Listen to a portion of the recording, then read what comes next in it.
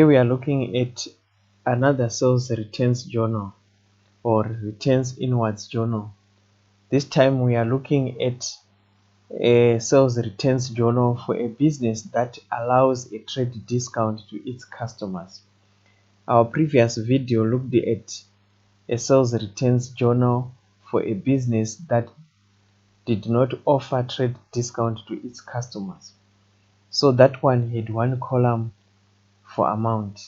Today we are looking at a sales journal with two columns for amount. So we are going to use Turtle Trading business for the month of April 2019. The first transaction says sold goods to M Mambo invoice 101 for goods with a list price of 3,000 less 10% trade discount. So this information on the 1st of April is not recorded in the sales returns journal because this is a sale of goods. So we are going to skip it, but it forms a basis of what we shall find as we go on. Like on the 6th, issued M Mambo credit note CR01 for goods sold on 1 April with a list price of 800.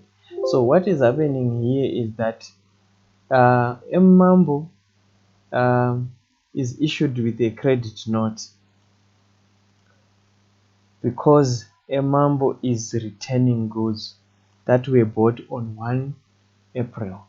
So they had an original price of 800. Now, what is important for us is to note that when M Mambo bought these goods, he or she was awarded a 10% trade discount. So which means the value that M Mambo was owing for these goods was not 800. It was less than 800 because there was a trade discount. So when M Mambo returned these goods, we need to also show that M Mambo had been awarded a trade discount for those goods. So on the 6th, we are going to show that this is M Mambo CR01. So the goods were originally worth 800.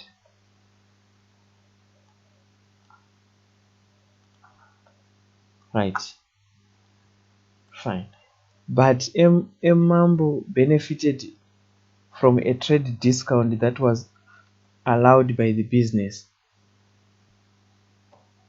So we show the actual amount that M Mambo is returning to the business. 10% of 800 is 80. So M Mambo is actually returning goods worth that were sold to him at the invoice price of 720, not 800, because M Mambo had benefited from a trade discount of $8. Right? So we come back here. Turtle Trading issued invoice of 1102 to S Sora. So S Sora is a customer who bought goods worth 200 on credit. So this is a credit sale. It's not recorded. We skip it. Now S Sora returned damaged goods. So S Sora is returning damaged goods here, invoiced at $30 and was issued with a credit note. So M Sora was issued with a credit note for goods worth $30. This is important. If you check here, S Sora did not benefit any trade discount. So as we record in his or her account, we just record the amount that is being returned, right, by S Sora. What is the date there? 18.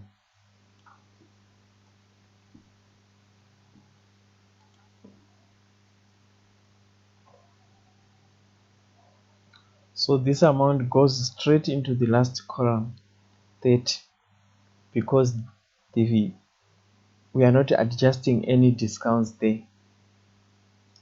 Right, let's move on to the next item.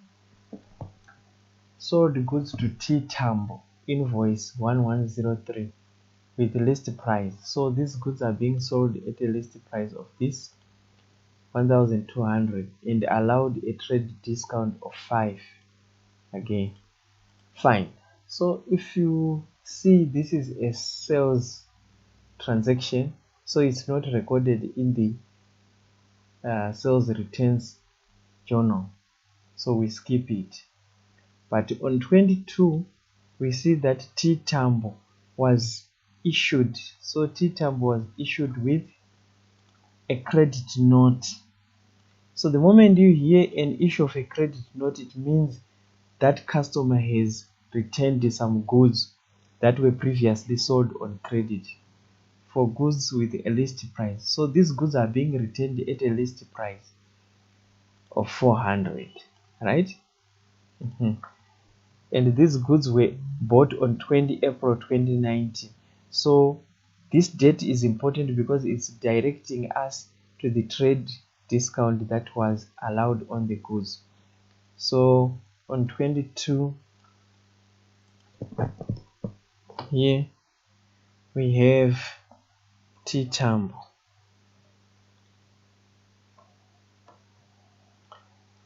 Right, CR 03, and this is returning goods worth 400.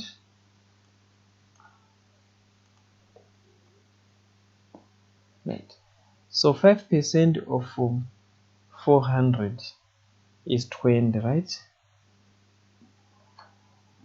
Good. So you can see that the actual value of goods that T Tambo is returning is not 400, but rather it is 380. Right. So this is the actual value of goods that were invoiced to T Tambo.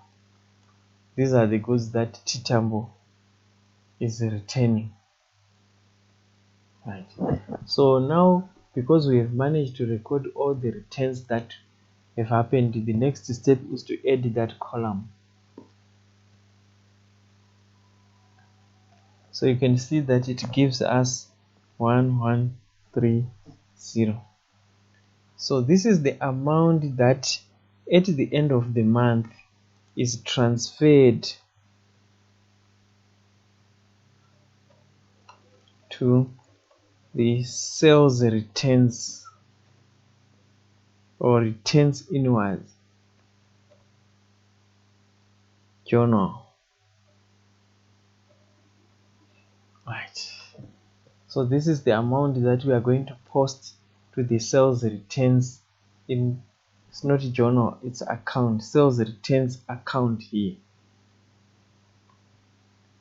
it's posted to the sales returns account, right, like that, which is found in the nominal ledger. So we'll go down and see the sales returns account here. So this is our sales returns account. Since the business is the one that is receiving these goods on 30 April, right, we show that this is the total sales returns for April, and these total sales returns for April were worth 1130. Right, we have managed to post our sales returns from the sales returns journal here to the sales returns account here. I think you can see we are done. That's exactly what an examiner may expect you to do. So this lesson focused more on the return of goods that were previously sold at at a discount, and in this case this one is 5% discount.